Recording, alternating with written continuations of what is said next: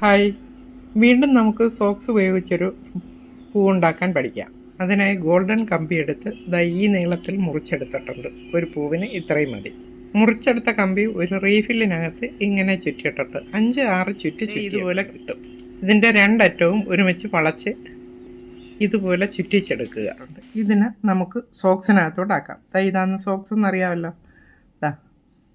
ഇങ്ങനെ അങ്ങോട്ട് വെച്ചിട്ട് ഈ സോക്സിൽ ഒരു ചുറ്റി പിന്നെ വലിച്ചെടുക്കുക.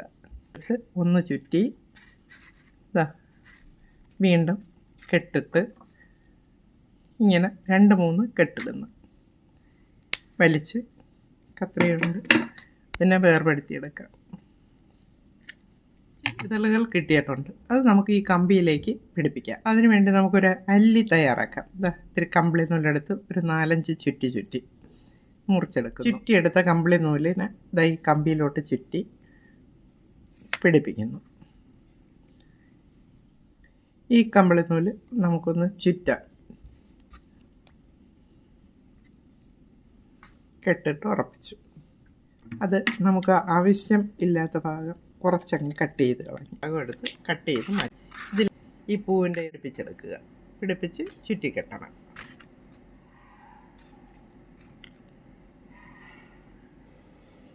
ഇതിനുപയോഗിക്കുന്ന പേപ്പർ ടേപ്പാണിത്. പേപ്പർ ടേപ്പ് ഉപയോഗിച്ച് ഇത് കെട്ടി ചുറ്റിച്ചു കൊടുക്കാം.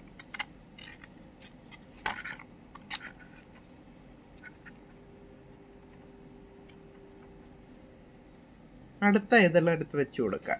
എന്നിട്ട് ഈ കമ്പി കൊണ്ട് ഇതിനെ അങ്ങ് വരിഞ്ഞു കൊടുക്കാം.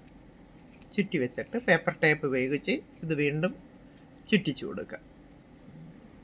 അപ്പോൾ ഈ കമ്പിക്കകത്ത് 5 ഇതൾ ഞാൻ വെച്ച് പിടിപ്പിച്ചിട്ടുണ്ട്. ഇനി ഈ ഇതളുകൾക്ക് ഒരു ഭംഗി വരുത്താം.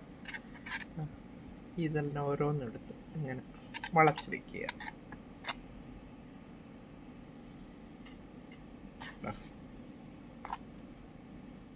കുറച്ചുണ്ടാക്കിയിട്ടുണ്ട്. അതൊരു ബൊക്കെ പോലെ ആക്കിയിട്ടുണ്ട്.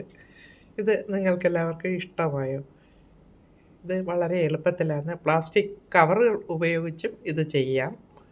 കമ്പി ഉപയോഗിച്ച് ചെയ്തതിൻ്റെ ഭംഗി കിട്ടത്തില്ല എന്നേ ഉള്ളൂ. എങ്ങനെയുണ്ട്?